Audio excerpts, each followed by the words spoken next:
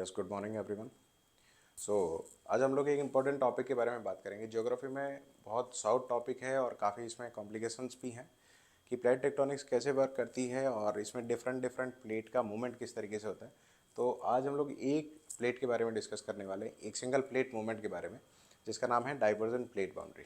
सो plate tectonics topic है, उसमें हम लोग क्या स्टार्ट करने वाले हैं, divergent plate boundary. Divergent plate boundary, देखें नाम से ही क्लियर है कि जब एज एन एग्जांपल हम लोग प्लेटों की बात करें तो बेसिकली प्लेट होता क्या है।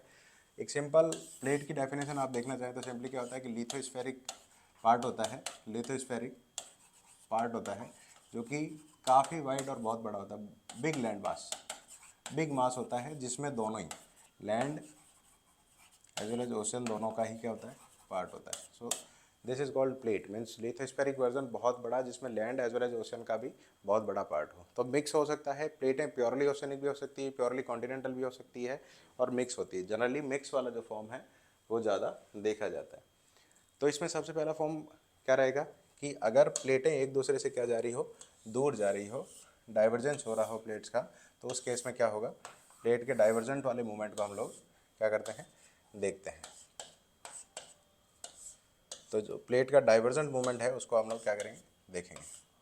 तो जो डाइवर्जेंट मूवमेंट होता क्या है उसके बारे में देखेंगे। देखें simply divergence means plates are moving away from each other. सबसे इंपॉर्टेंट फैक्टर इसमें यह आता है कि प्लेट का डाइवर्जेंस हुआ ही क्यों, कौन से ऐसे रीजन से जिसके रीजन से प्लेट एक दूसरे से डाइवर्ज होती है। देखें ये ऑलरेडी पता है कि अर्थ के अंदर कितनी है, 3 लेयर्स हैं जिनका क्या नाम है, क्रस्ट, मेंटल एंड कोर। तो इनमें से सबसे ज़्यादा अगर ओवरऑल टेम्परेचर की बात करें तो ऊपर से नीचे बेसिकली क्या होता है, टेम्परेचर राइज होता है। जनरली क्या होता है, टेम्परेचर राइज होता है। इस टेम्परेचर राइज के रीजन से क्या होता है कि यहाँ पर कन्वेक्शनल करंट जनरेट हो जाती है। क्या होती है, यहाँ पर एक कन्वेक्शनल करंट जनरेट हो जाती है। क्या कहते हैं उसको, कन्वेक्शनल करंट। अब उस कन्वेक्शनल करंट के रीजन से ये देखें, ये इस तरीके से वर्क करता है, ये दोनों प्लेटें एक दूसरे से अलाइंड है। अब अगर यहाँ से कंसिस्टेंटली अगर कन्वेक्शनल करंट इसको हीट अप करती रहेगी तो प्लेटों में क्या होगा, कुछ ना कुछ मूवमेंट होना डेफिनेट है। उसके रीजन से क्या होता है, ये प्लेटें एक दूसरे से दूर होना स्टार्ट हो जाती है। धीरे धीरे जैसे जैसे ये कन्वेक्शनल करंट स्ट्रांग होती जाएगी, पूरा सर्कुलर मोशन होता है, मेंटल प्लम्स चलती है जिसके रीजन से ये क्या होता है, यहाँ पर कन्वेक्शनल करंट जनरेट होती रहती है पूरा सर्कुलर मोशन में। अब जब ये कंसिस्टेंटली कन्वेक्शनल करंट इसको यहाँ से हीटेड अप करती है, क्या करती है, इसको हीटेड अप करती है, तो ये यहाँ पे क्या होने लग जाता है, प्लेटें एक दूसरे से डाइवर्ज होने लग जाती है। क्या होने लग जाती है, प्लेटें एक दूसरे से डाइवर्ज होने लग जाती है, जिसको कहते हैं डाइवर्जेंट प्लेट मूवमेंट। तो अल्टीमेटली हम लोगों ने ये पता होना चाहिए कि अल्टीमेट प्लेट मूवमेंट के पीछे रेस्पॉन्सिबल रीजन क्या है। उसका रेस्पॉन्सिबल रीजन है कन्वेक्शनल करंट के रीजन से प्लेटों में एक दूसरे से टेंशन बढ़ती है। टेंशन के रीजन से वो क्या होगा, हो जाएगी, एक दूसरे से ब्रेक अपार्ट वाली कंडीशन में आ जाएगी। और जब ब्रेकिंग अपार्ट वाली बात है तो प्लेटें एक दूसरे से दूर मूव करने लग जाएगी। This is something so called plate tectonics में डाइवर्जेंट वाला मूवमेंट। तो responsible factor is convectional current, और कन्वेक्शनल करंट के रीजन से इन दोनों में क्या हो गई, टेंशन बहुत बढ़ गई। क्या आ गई, टेंशन बहुत ज़्यादा बढ़ गई, टेंशन इंक्रीज हो गई। उसके रीजन से अल्टीमेटली क्या हुआ, एक दूसरे से दूर चली गई। अब देखें, अब जब मेंटल प्लम इतनी ज़्यादा व्हाट कन्वेंशनल करंट्स हैं, कन्वेक्शनल करंट है, उसके रीजन से क्या होगा, इसके साथ साथ क्या हो जाएगा, मेग्मा बनता रहेगा और ये कंप्लीट सर्कुलर मोशन में चलता रहेगा। अब देखें, अब अगर यही प्रोसेस, अगर इसको 2 पार्ट में सेग्रीगेट करें, अगर यही प्रोसेस एक तो होगी लैंड पे, एक होगी ओशियन पे, तो पहले एक चीज़ ये समझ लो कि रिज क्या होते हैं। पहले क्या होता है, एक चीज़ ये समझ लो, ओशियन में रिजेज क्या होते हैं। रिजेज का मतलब होता है ओशियन के वो पार्ट जहाँ पर काफ़ी ज़्यादा क्या हो गए, एक तरीके से काफ़ी बड़े, ऐसे काफ़ी बड़े एक दूसरे से प्लेटें डाइवर्स हो रही हैं। तो प्लेट ओशियन के सरफेस पे that kind of places in on the ocean surface where the plates have moved apart from each other, एक दूसरे से दूर हटी है। तो वो जब ओशियन के सरफेस पे हटेगी तो वहाँ पर क्या बनेगा, तो ये प्लेट मूवमेंट में ये ध्यान रख लेना, डाइवर्जेंट प्लेट मूवमेंट में 2 तरीके के पार्ट हैं। अगर ये ओशियन पे हो और ये लैंड पे हो, तो अगर ओशियन पे होगा तो उसमें क्या होगा, प्लेटें एक दूसरे से दूर जाएगी, दूर जाने से क्या होगा, ओशियन का सरफेस ब्रेक होगा। उस ब्रेक के रीजन से जो पार्ट एक तरीके से क्रिएचर फॉर्म होता है उसको कहते हैं ओशियनिक रिजेस, ओशियनिक रिजेस। ठीक है, तो this is something so called oceanic ridges. तो उस पे अब देखें, अब प्लेटें एक दूसरे से दूर जा रही है और ओशन के सरफेस से होके जो मेग्मा है वो कहाँ पर आ रहा है, सरफेस पे आ रहा है। So this is quite an obvious scenario कि यहाँ से इस कन्वेक्शनल करंट के साथ में क्या होगा, मेग्मा यहाँ से चल के कहाँ आएगा, ऊपर आएगा सरफेस पे। मेग्मा कहाँ आएगा, सरफेस के ऊपर आएगा। ठीक है, जस्ट अ मिनट। मेग्मा कहाँ आएगा, सरफेस से चल के यहाँ पर ओशियन की सरफेस। अभी बात कर रहे हैं अपन ओशियन की, तो अगर ओशियन के सरफेस पे मेग्मा चल के आया तो डेफिनेट बात है कि ये क्या करेगा, यहाँ पर इधर स्प्रेड होता रहेगा। ये ओशियनिक रिज बन चुका है, ये क्या है, ये है रिज। अब इस रिज के चारों तरफ मेग्मा क्या हो जाएगा, इस रिज के चारों तरफ स्प्रेड होगा। मेग्मा यहाँ से चल के आ रहा है और इस रिज के चारों तरफ क्या हो रहा है, स्प्रेड हो रहा है, जिसके रीजन से यहाँ पे क्या होगा, नया फ्लोर बनेगा। क्या बनेगा, न्यू फ्लोर। न्यू फ्लोर कहाँ पर, ओशन में। इसी सेम फ्लोर के प्रोसेस से क्या बना है, अपना रेड सी बना है। क्या बना है, रेड सी। अब देखें, अगर कोई ऐसी प्रोसेस जिसमें एक नया मटेरियल अर्थ के इनसाइड से होते हुए अर्थ की सरफेस पे आ रहा है और ओशन की सरफेस पे आ रहा है, नई सरफेस क्रिएट कर रहा है, इट मीन्स कुछ ना कुछ फॉर्मेशन हो रहा है। That formation it is something so called, इसी के रीजन से डाइवर्जेंट प्लेट बाउंड्री को, due to this reason divergent plate boundary is called as constructive plate margin. क्योंकि क्या कहते हैं इसको, डाइवर्जेंट प्लेट बाउंड्री को क्या बोलते हैं, कंस्ट्रक्टिव। इस कंस्ट्रक्टिव होने के रीज़न क्या है, नया क्या बन रहा है, न्यू सी फ्लोर बन रहा है। अब उस न्यू सी फ्लोर के रीजन से ये नया क्रिएचर बन गया है रेड सी। ठीक है, तो ये जो न्यू सी फ्लोर के रीजन से, फॉर्मेशन के रीजन से डाइवर्जेंट प्लेट बाउंड्री को क्या बोलते हैं, कंस्ट्रक्टिव प्लेट मार्जिन। बहुत बार मेंस में पूछा गया है कि discuss why divergent plate boundary it is called as constructive plate margin.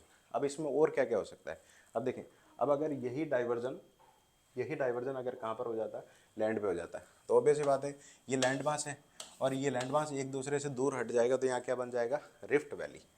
इसको क्या बोलते हैं, रिफ्ट वैली। तो यहाँ क्या बन जाएगा, रिफ्ट वैली। जब लैंड मास पर डाइवर्जन होता है तो रिफ्ट वैलीज बनती है, और इस रिफ्ट वैली में फाइनेस्ट एग्जांपल क्या है इसका, east African rift valley, east and great African rift valley, great African rift valley.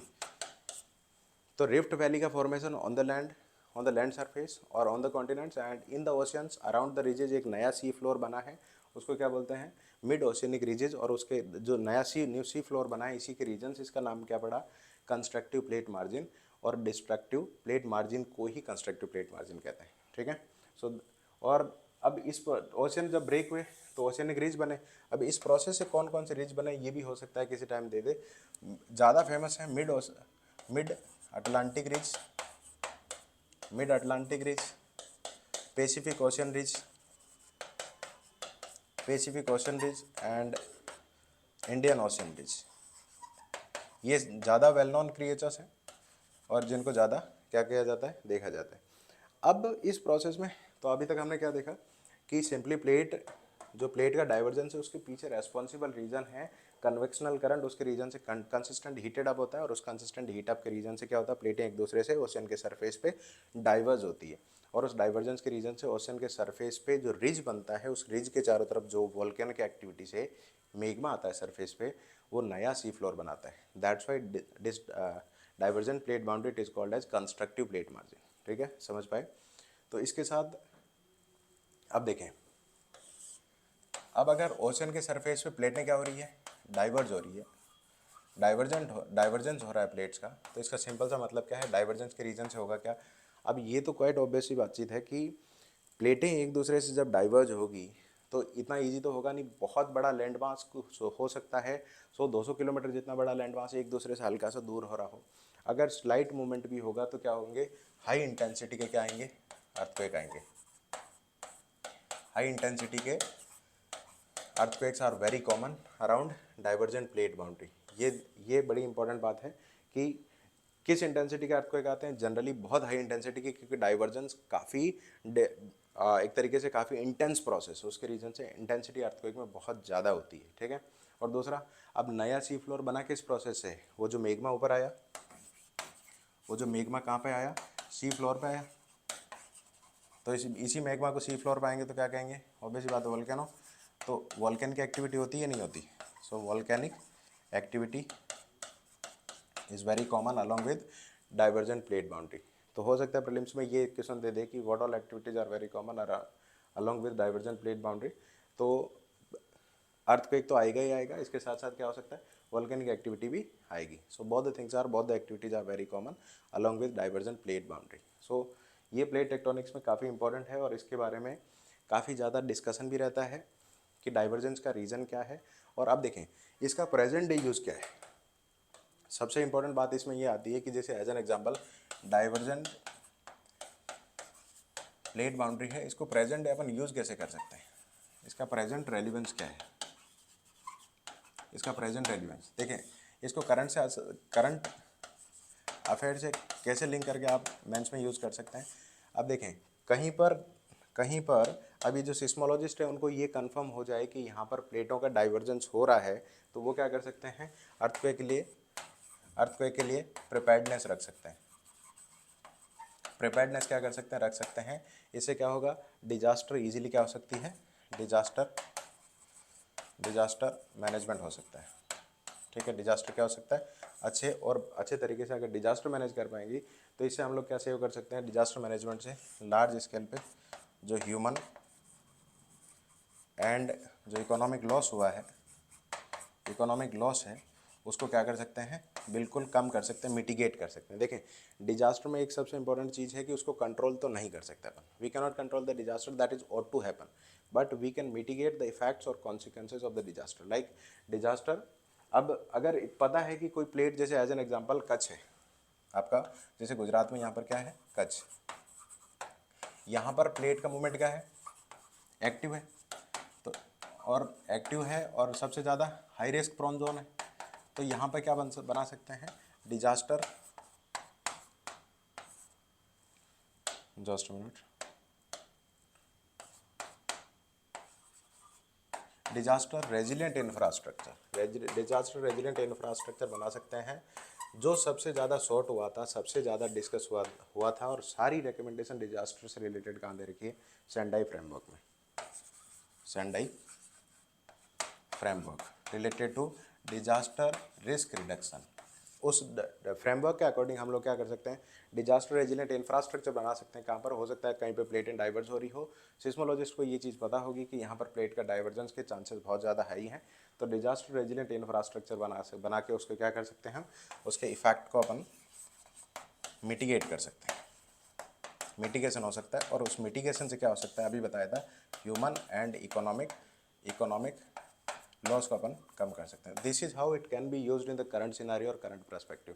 सो इस तरीके से स्ट्रैटेजी को अपन करंट से क्या कर सकते हैं, लिंक करके मेंस के आंसर्स में भी इजीली यूज़ कर सकते हैं। जैसे कंक्लूजन्स में ऐसे पॉइंट बताएंगे तो क्या होगा, हो सकता है आपके मार्क्स एनरिच हों।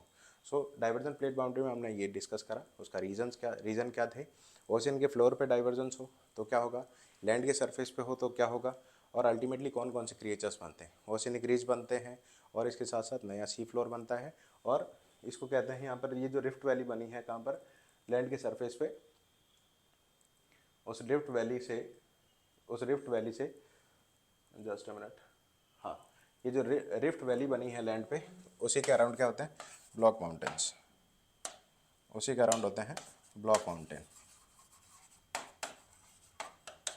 Rift valley and block mountain. तो अपन ने African rift valley, great African rift valley और ईस्ट अफ्रीकन रिफ्ट वैली, ये दोनों चीज़ें भी अपन ने डिटेल में देखी। सो ये इस तरीके से, और इसमें अर्थक्वेक आएंगे नहीं आएंगे, बहुत हाई इंटेंसिटी के अर्थक्वेक आने वाले हैं, जिसी की रीजन से हमने इसको सेंडाई फ्रेमवर्क से कनेक्ट करके डिजास्टर रिस्क रिडक्शन में रेजिलेंट इंफ्रास्ट्रक्चर के बारे में अपने डिस्कस किए। तो this is how it can be connected with current affairs, और इसी तरीके से इसमें अपन मेंशन कर सकते हैं और मेंस के आंसर्स को एनरिच कर सकते हैं। So in the next session we will discuss about the convergent plate boundary and other things.